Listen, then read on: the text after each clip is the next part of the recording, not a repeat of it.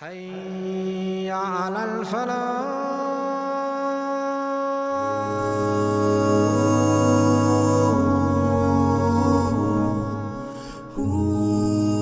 Now let us see the reality of man. Let us see how great man really is. In a few verses of the Quran, the Almighty Allah sums up the reality of man in 3 stages: the beginning, the middle, and the end. The first stage of man was pre-existence. In this stage, you and I, we were not even worthy of mention. We didn't even exist. What could be so low than this, than not even being there? And this was the reality of man. And then when Allah created us and we came into existence, He created us from the cheapest, the lowest, and the most insignificant thing there could be. The very mitti, the very earth that we trample upon, this is the thing that Allah subhanahu wa ta'ala created us from. And then He created us from a liquid, a drop of fluid, a filthy drop of liquid. Such a liquid that when it is discharged, it is compulsory upon every human being to take a bath, wash his mouth, wash his nose, and every inch of his body. This is the reality of man. And this is what we were created from. And the reason Allah did this was so that we never forget who we are, what we are, and where we came from. And then He changed this liquid, this fluid, into a clot of blood. And then He changed this clot of blood into a lump of flesh. This is the time when we existed. And even in this stage, look at the despicable condition that we were in. We could not see. We could not hear. We could not smell. We could not touch. We could not feel. We could not think. We couldn't grasp. We knew nothing. Allah gave us, in reality, He gave us death before He gave us life. He gave us weakness before He gave us strength. He gave us ignorance before He gave us knowledge. He gave us deafness before He gave us hearing. He gave us blindness before He gave us sight. This was our first stage. And this is what the Quran refers to. It doesn't mankind seek how we created him from a dirty drop of fluid. The second stage. This is the stage when the Almighty Allah gave this human everything. And the reason Allah gave us all this was so that we recognize greatness surely belongs to the Almighty Allah subhanahu wa ta'ala. But even in this stage where Allah subhanahu wa ta'ala gave us everything, in reality we had nothing. And His ending, the Quran says, what remains of man when man is no more? When he's dead. This is the reality of man. This is his beginning, this is his middle, and this is his end. When this is our reality, the reality of our Creator, and this is our reality, and we know this, then where has all of a sudden this I feeling come from? The me, myself feeling, the it syndrome, the galore, the pride, the arrogance, the shame, the show, the fame, the splendor, the glory, the full of it syndrome. When this is our reality, where's bigness all of a sudden come from?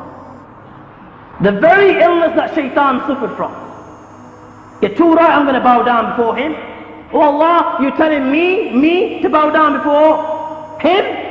When you created him from clay and you created me from fire, you know fire is far greater than mitti. Something that is high doesn't bow down before something that's low. Too right, I'm going to bow down before him.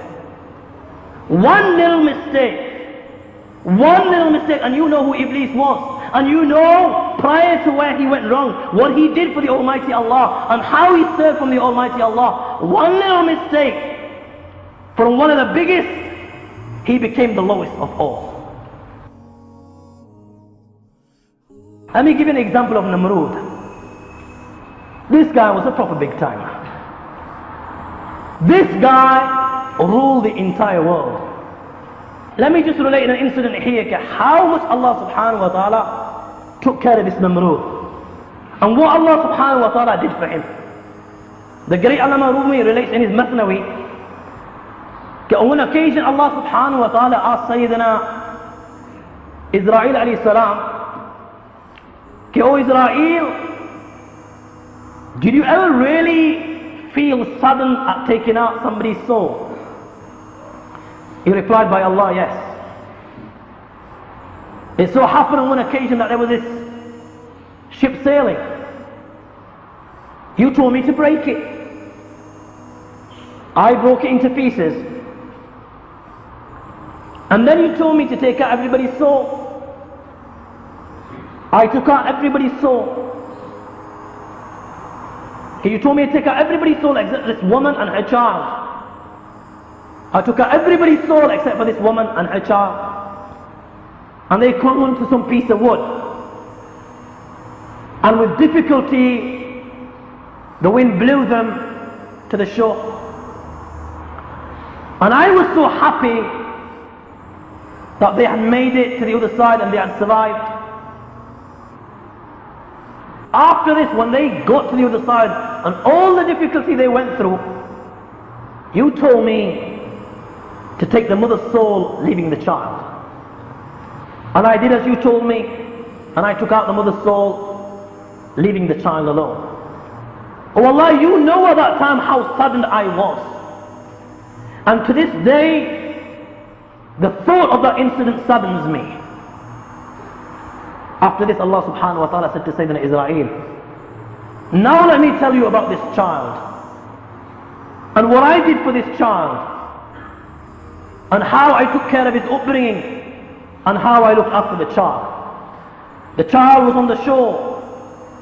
The waves came, and I told the waves, and I ordered the waves to throw this child in a jungle full of fruit trees and springs of sweet water.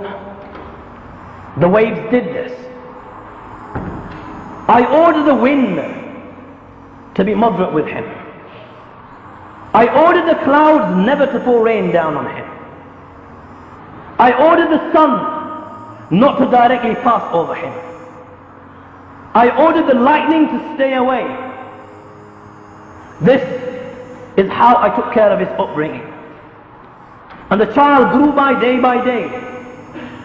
As he grew, I then ordered the jinns to teach him how to speak. And I ordered the jinns to teach him how to rule. And I kept on showering him with my countless blessings, till this child was no longer in need. O Israel, do you know how this child repaid me? This is the very Namrud that when he was told to bow down before the Almighty Allah, he claimed, I am your Lord Most High. He is the one that objected on Sayyidina Ibrahim alayhi salam and asked Ibrahim, who is your Lord? And Sayyidina Ibrahim replied, as the Quran says, that my Lord is the one who gives life, and my Lord is the one who gives death. The fool turned round. Okay, I also give life and I also give death. So what he did was, he took a free man and he ordered the executioner to behead him.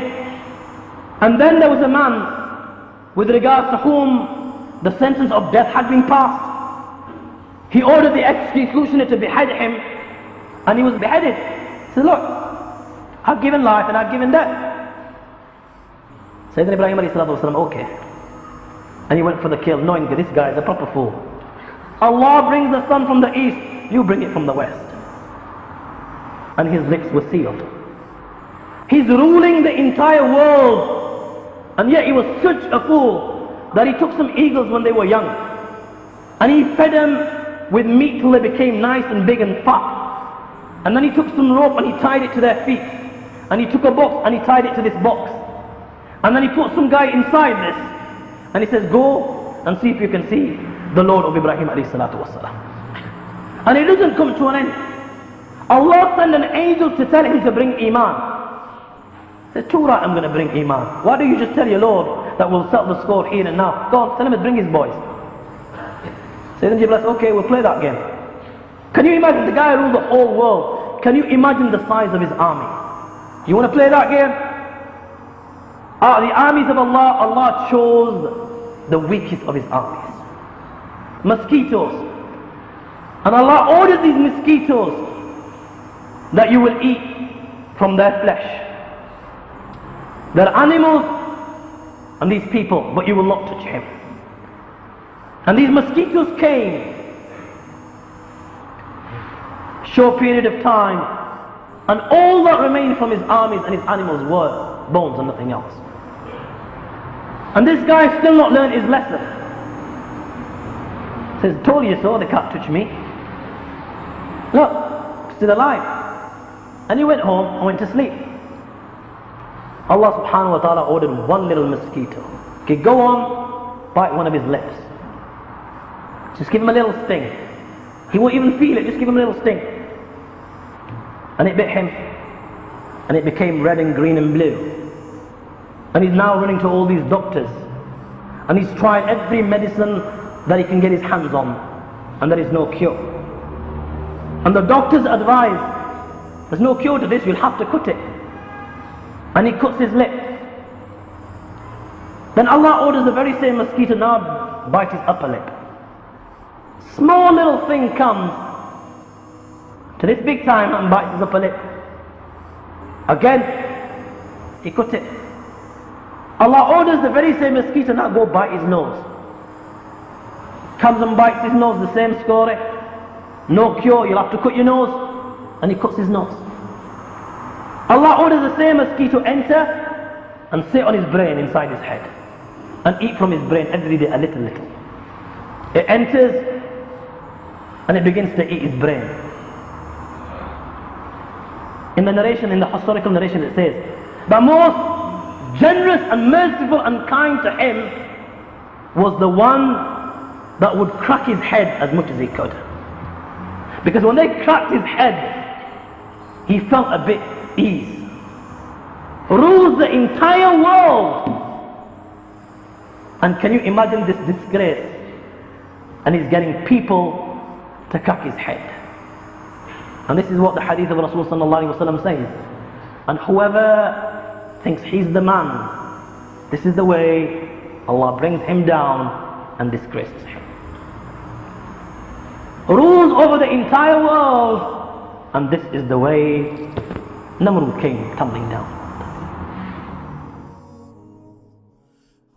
The worldly people who only want to enjoy themselves, who are only concerned about taste and touch and feel and smell and have and possess, those people who think they have the world in their hands, they will tell you that life is only for enjoyment, so enjoy all that you can. Is this our purpose? This life is about attaining purpose. And purpose is found when you live not only to better yourself, but to better the things around you. And so Islam is about submitting yourself to the will of Allah, to the will of God, so that you can prepare yourself for eternal joy.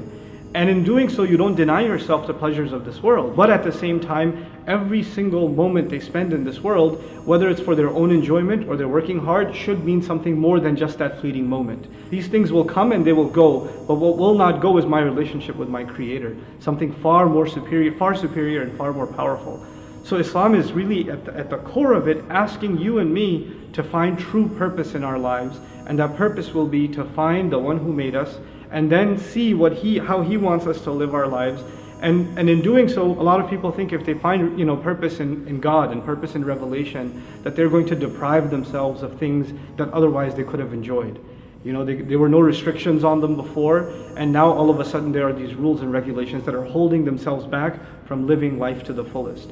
And the opposite is true.